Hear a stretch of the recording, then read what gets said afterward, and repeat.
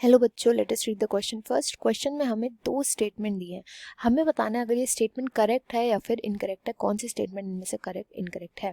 First statement बोलती है all e waste can be recycled only. हर ई वेस्ट होता है वो केवल रिसाइकल किया जा सकता है।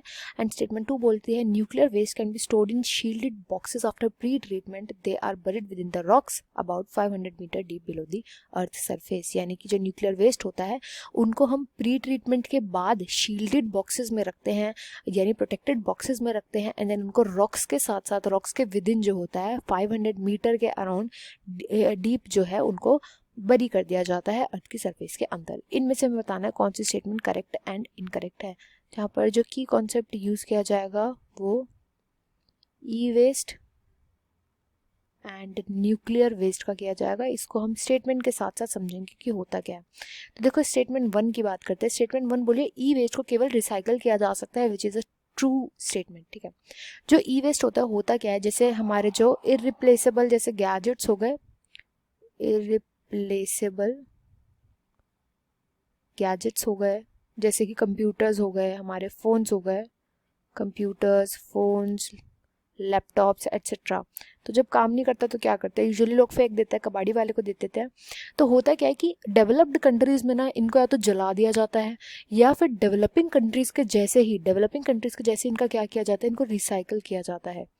इनकी कंबशन के थ्रू क्या किया जाता है, इनसे निकाल लिया जाता है कई सारे मेटल्स को एक्सट्रैक्ट किया जाता है। मेटल हो सकता है जैसे कॉपर हो गया, आयरन हो गया, सिलिकॉन हो गया, गोल्ड हो गया, निकेल हो गया एट्सेट्रा। तो कई सारे इनको जलाने के थ्रू, इनको जलाने के बाद, इनका रिसाइकलिंग के बाद कई सारे मेटल्स मिलते हैं, तो वो भी इनसे लिए जा सकते हैं और कोई तरीका नहीं होता इनको डिकम्पोज करने का। तो ये होता है अबाउट ई वेस्ट। एंड ये जो स्टेटमेंट 1 लिखी हुई है ये एकदम करेक्ट स्टेटमेंट है।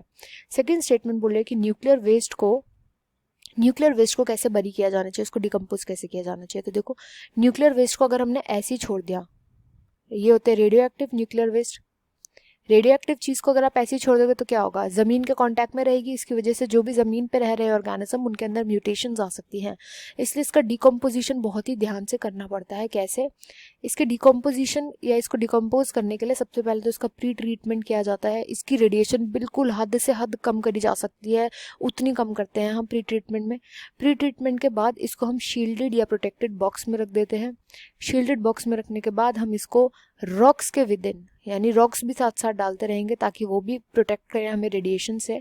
रॉक्स के विद इन अराउंड 500 मीटर जो होता है डीप बरी कर दिया जाता है अर्थ की सरफेस में।